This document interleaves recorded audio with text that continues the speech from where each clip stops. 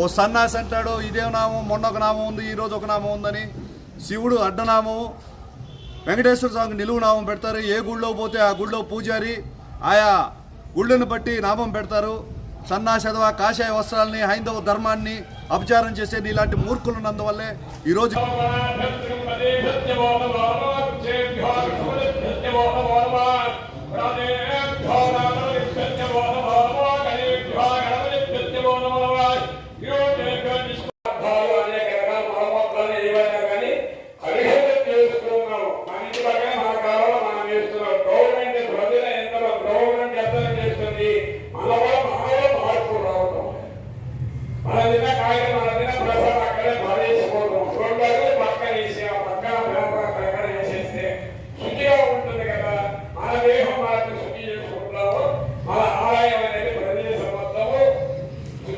అధ్యక్షుడు పవన్ కళ్యాణ్ గారు క్లియర్గా చెప్తారు.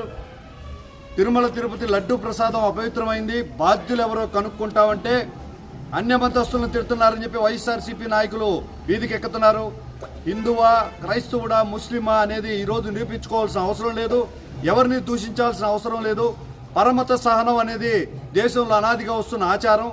సనాతన ధర్మం అంటే మన పూర్వీకులు ఏ ఆచారాలను అనుసరిస్తున్నారో, ఏ సాంప్రదాయచిత్త దీక్ష చేస్తున్నారో. 1.5 కోట్లు ఖర్చు పెడితే లడ్డు నాణ్యతను పరిశీలించగల మిషన్ ఒకటి వస్తుంది, దాన్ని పెట్టిస్తామని చెప్పి ఆలోచిస్తూ ఉంటే దేశవ్యాప్తంగా ఎవరైతే పురోహితులు ఉన్నారో వాళ్ళందరూ కూడా దైనందిన జీవితంలో వాళ్ళు చేసే పూజల్లో పవిత్రమైన లడ్డు అపవిత్రమైంది, ఇది ఎవరికి తాకకూడదు, అందరూ సముద్ర స్నానం చేస్తే ఆ పాపం పోతుందని చెప్పుకుంటున్న పరిస్థితిలో ఇవేవి సనాతన ధర్మం ఒకరిని ద్వేషించమని, ఒకరిని అభియోగం చేయమని చెప్పి చూడదు. మన సాంప్రదాయాన్ని పాటించమని చెప్తుంది సనాతన ధర్మం.